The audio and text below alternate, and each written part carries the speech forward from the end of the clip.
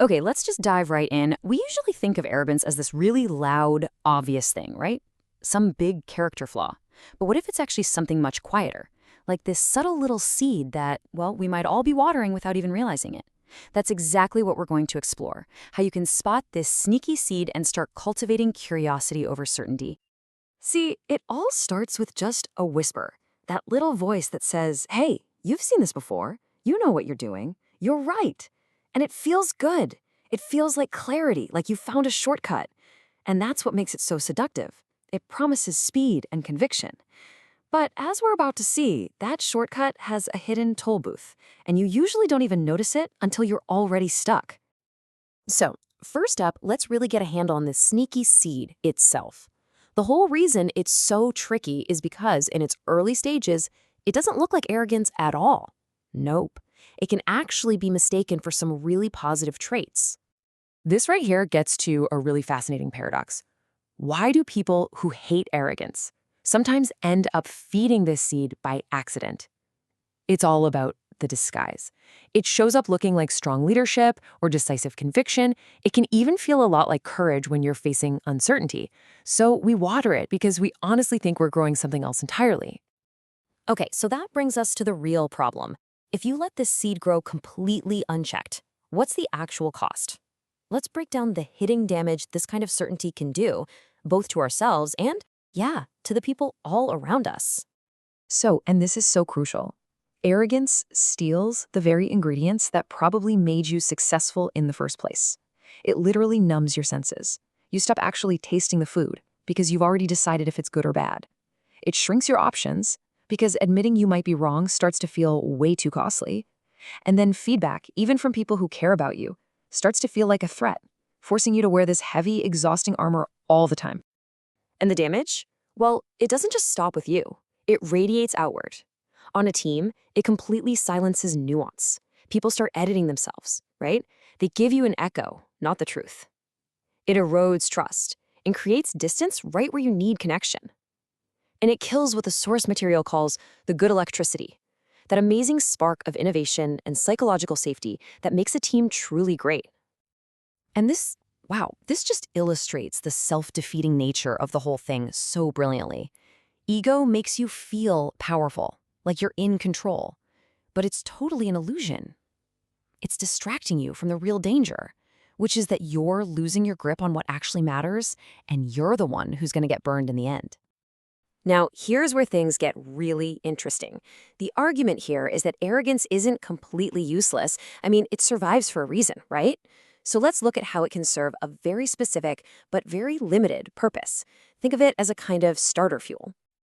You know, in certain high-stakes moments, a quick dose of decisive arrogance can actually be pretty useful. In a true emergency, someone's got to pick a lane, and it just cuts through the chaos. Or when you're totally stuck with decision paralysis, it can act like a crude life jacket. And let's be honest, people often follow boldness before they follow the perfect plan. But you gotta notice the key phrase here, short-term only. And this is the core metaphor. Arrogance is starter fuel. It's powerful. It gives you that ignition. And yeah, it can get you off the ground. But you cannot run the entire journey on it. It's just not sustainable. The real skill is knowing when that initial burst is over, and it's time to switch to a more sustainable fuel source, like curiosity. So if arrogance is the problem, what's the antidote? Well, the solution is something called calibrated humility, and now we're going to explore some really practical tools for actually cultivating it in your own life. This is such a powerful way to reframe this. Humility isn't about beating yourself up or pretending you're not capable. It's the exact opposite. It's about having a really accurate, precise understanding of your own limits, simply by remembering just how big and complex the world really is. It's the difference between saying, I'm right, and saying, I want to get truer. So how do you use that starter fuel without getting burned? Well, you have to treat it like a tool, not like your identity. First, you define the window, put a time limit on it.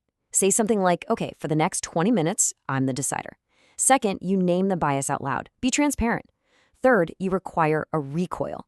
You literally schedule a moment to step back and ask, okay, what did I miss? And finally, you separate the action from your identity. The decision is about what the team does, not who you are. And to keep that little seed from sprouting, you need some guardrails, some mental habits to keep you on the right track. A huge one is finding a truth friend, someone who has permission to call you out. Another is the 10% rule, which we'll look at in just a sec. The whole goal is to shift your focus from just measuring wins to measuring your rate of learning. All right, let's just pause on this one for a moment because this is a really practical exercise. I want you to pick something you feel absolutely certain about right now.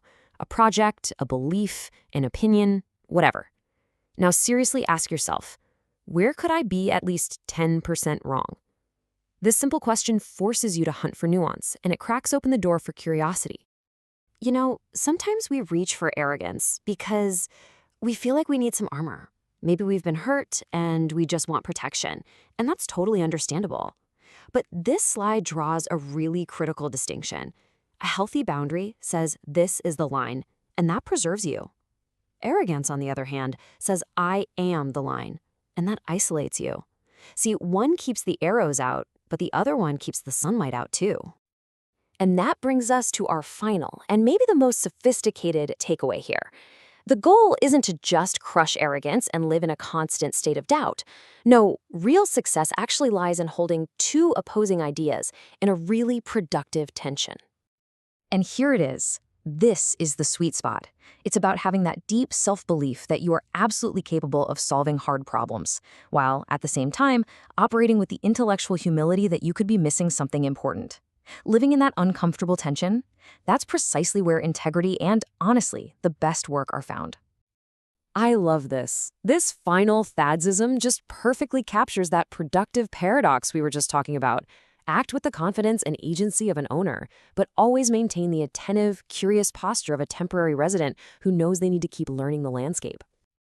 So the takeaway here isn't to just eradicate this impulse. That's probably impossible. The seed is always going to be there, offering you that shortcut.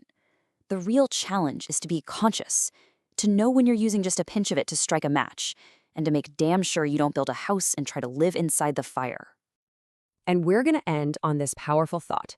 In the culture you build, whether it's inside yourself or in your teams, let conviction be a starting point, a hypothesis. But ultimately, you have to let curiosity have the final vote. That's how you stay sharp without becoming a blade that cuts the very people you're trying to lead.